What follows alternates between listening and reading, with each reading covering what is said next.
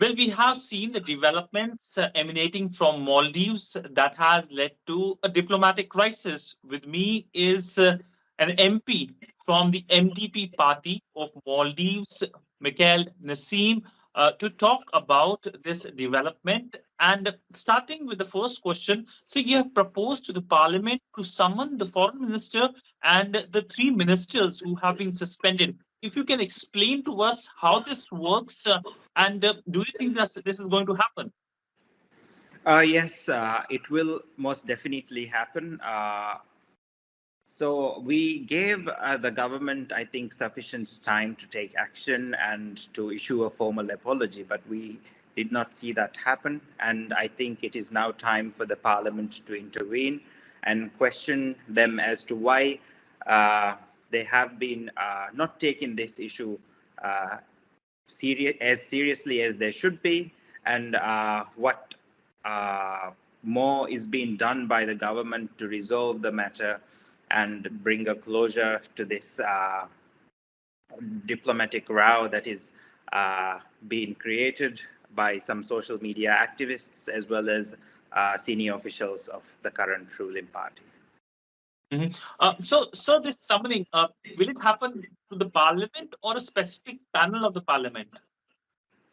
So the foreign minister will be summoned to the parliament floor, and the rest of them, the deputy ministers who have been involved in making these derogatory remarks, they'll be probably summoned to the parliamentary committee, which is a committee on foreign relations. Mhm. So essentially, do you think that the government will give in the parliamentary demand? Because primarily so far we have seen only suspension of these ministers. We haven't seen any termination. We haven't seen any apology by the government. So do you think that the government will give in to it, or there will be a resistance to this demand? Well, I do not know how the government intends to proceed, but I think it is basic decency at this point to just issue a formal apology and distance themselves from what the deputy ministers in the government had said. But I think that is not sufficient to just issue a vague statement as they did, which did not even mention uh, what had happened, to whom it had happened, and who did it.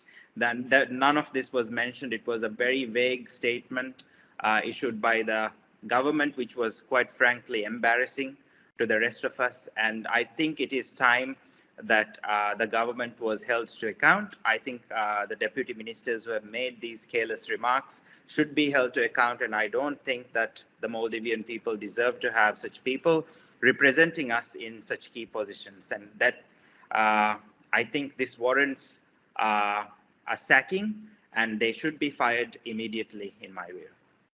Mhm. So we have also seen demands of a no confidence motion against the president. We have seen MPs pointing out to that on social media. Do you think that this is something which is feasible, and will your party support it?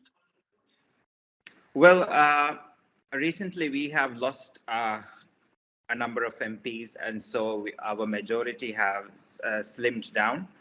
But it's still possible. The numbers will add up with, I think, other opposition parties representing constituencies within the parliament. I think the numbers are sufficient, but whether there is a willingness from either side to push it till the very end, I think that's the real question, whether there is the political will to do this. Mhm. So when it comes to this entire incident, how do you think that this incident has impacted your foreign policy? Well, to be frank, I am appalled but not shocked at what has happened. The current government and its officials constantly spew anti-India and sentiments and rhetoric, and that's what got them the government. So I think, in their view, in their personal view, it wasn't a very odd thing to do. It was what they have been doing for years and years, and I think what we are seeing is just a culmination of the systematic effort to harm India in the perception of Maldivians and to harm the relationship that has been a time-tested, age-old relationship which we have had, regardless of the political party that was in government, regardless of who the president was. We have held this relationship. We have held an India first policy, but this is the first government that we are seeing that is behaving so recklessly and refusing to even own up to what it has done. Mhm. Well, thank you so much, sir. It was great speaking to you, and hopefully, this is only a blip in terms of a larger positive relationship between India and Maldives. Thank you so much, sir. Thank you very much.